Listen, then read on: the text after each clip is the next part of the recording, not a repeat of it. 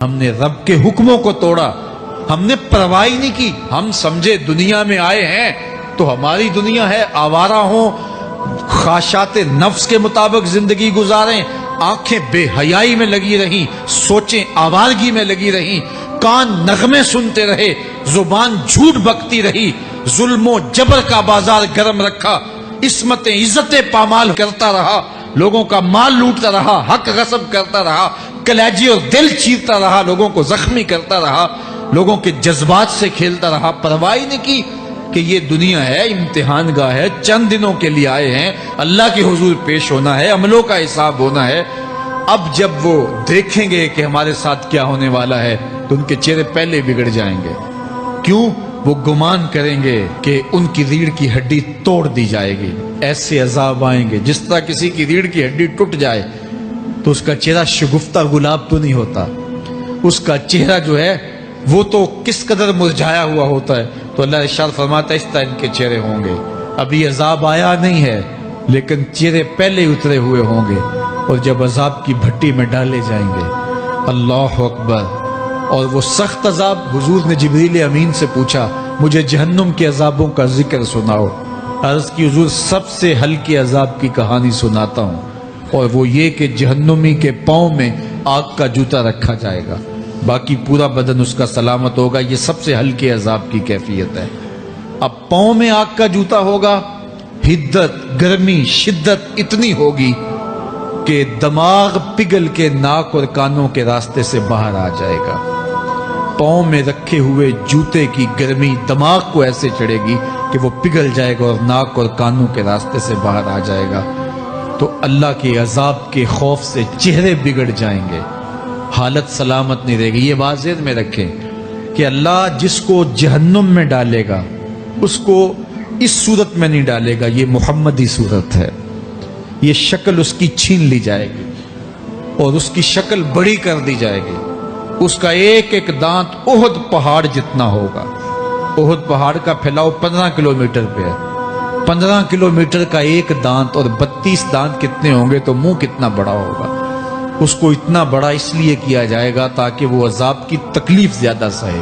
70 گز موٹی کھال ہوگی، اور کھال جل جائے گی تو اللہ قرآن میں فرماتا ہے ہم نئی کھال دے دیں گے تاکہ عذاب کی تکلیف اس کو گوارا کرنی پڑے۔ پھر چیخے گا، چلائے گا، ہائے مجھے پانی دو، پانی دو، پیاس کی شدت ہے۔ 70 سال تک تو اس کی کوئی آواز ہی نہیں سنے گا۔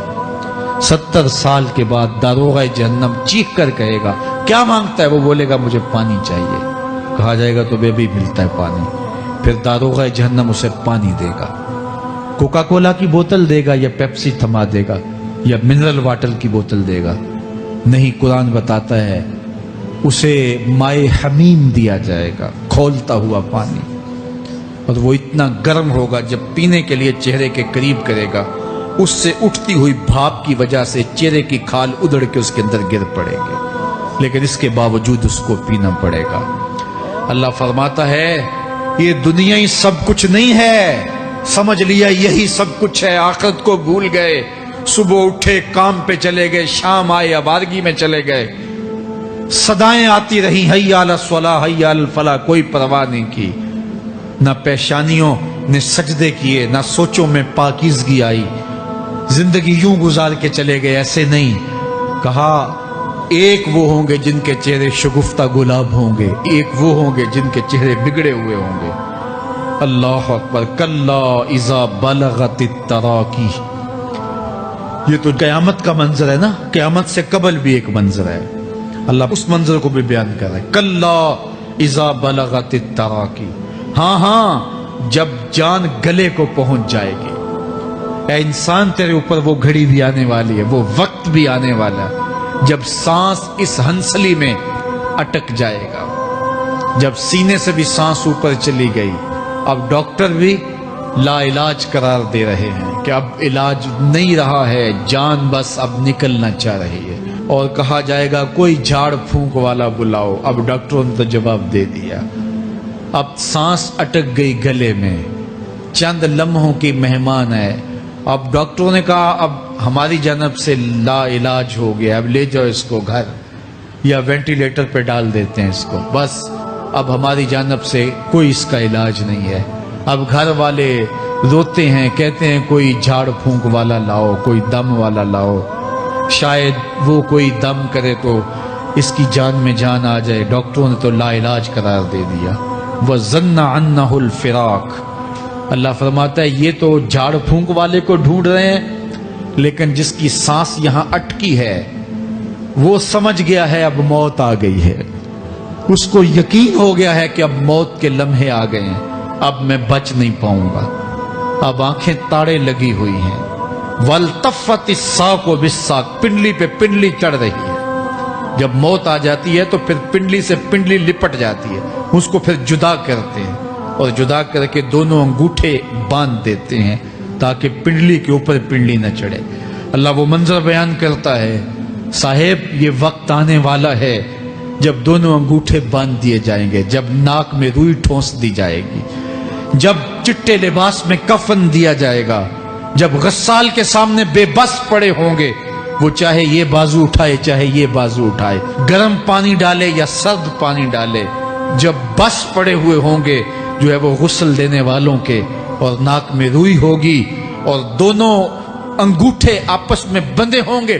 یہ محل، یہ ماڑی، یہ کوٹھیاں، یہ بنگلے جس کو سویر شام لگ کے حلال حرام کی تمیز کیے بغیر بنایا تھا، غوث اعظم رضی اللہ تعالیٰ عنہ بولے مکان بنا رہا ہے، بسیں گے اور حساب تو جا کے دے گا، اور یہ تو ایک رات بھی تجھے اس گھر کے اندر نہیں رکھیں گے کہ چلو ایک رات مہمان رکھ لیں۔ کہتے ہیں نہیں نہیں، مہمانوں نے بھی جانا ہے تو جلدی کرو، اس کو سپرد کراؤ، وہ تو تیرا لباس بھی پھاڑ کے اتاریں گے، خود غسل دینے کے لیے تیار بھی نہیں ہے، تجھ سے خوف آنے لگا ہے۔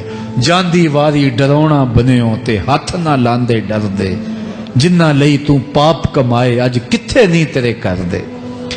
آج تو وہ تیرے ساتھ تجھے غسل دینے کے لیے آمادہ نہیں ہے۔ وَالْتَفَّتِ السَّاقُ بِالسَّاقِ، جب پنڈلی پہ پنڈلی چڑھنے لگ جائے گی، إِلَىٰ رَبِّكَ يَوْمَئِذٍ الْمَسَاقُ، اس دن تیرے رب کی طرف ہی لوٹ کے جانا ہے۔ فَلَا صَدَّقَ وَلَا صَلَّىٰ، اس نے نہ تو سچ مانا اور نہ نماز پڑھی، وَلَٰكِنْ كَذَّبَ وَتَوَلَّىٰ، ہاں جھٹلایا اور منہ پھیر کے چل پڑا۔ ثُمَّ ذَهَبَ إِلَىٰ أَهْلِهِ يَتَمَطَّىٰ، پھر اپنے گھر کو اکڑتا ہوا چلا۔ اولا لَكَ فَأَوْلَىٰ ثُمَّ أَوْلَىٰ لَكَ فَأَوْلَىٰ، تیری خرابی آ پہنچی، ہاں تیری خرابی آ پہنچی۔ اَيَحْسَبُ الْإِنسَانُ أَن يُتْرَكَ سُدًى، انسان دنیا میں یہ گمان کرتا ہے اس کو سدا چھوڑ دیا جائے گا۔ سدا عربی میں ایسے اونٹ کو کہتے ہیں جس کی مہار کسی کے ہاتھ میں نہ ہو، شترے بے مہار، جہاں مرضی جس گھاٹ سے چاہے پانی پیے، جہاں سے مرضی چارہ لے، تو شترے بے مہار کو کہتے ہیں سدا۔ تو یہ انسان بھی گمان کرتا ہے کہ میں بھی سدا ہوں، مجھے کوئی کیوں پوچھے، میرے جذبات پہ کوئی کیوں قدغن لگائے، مجھے کیوں روکے کوئی۔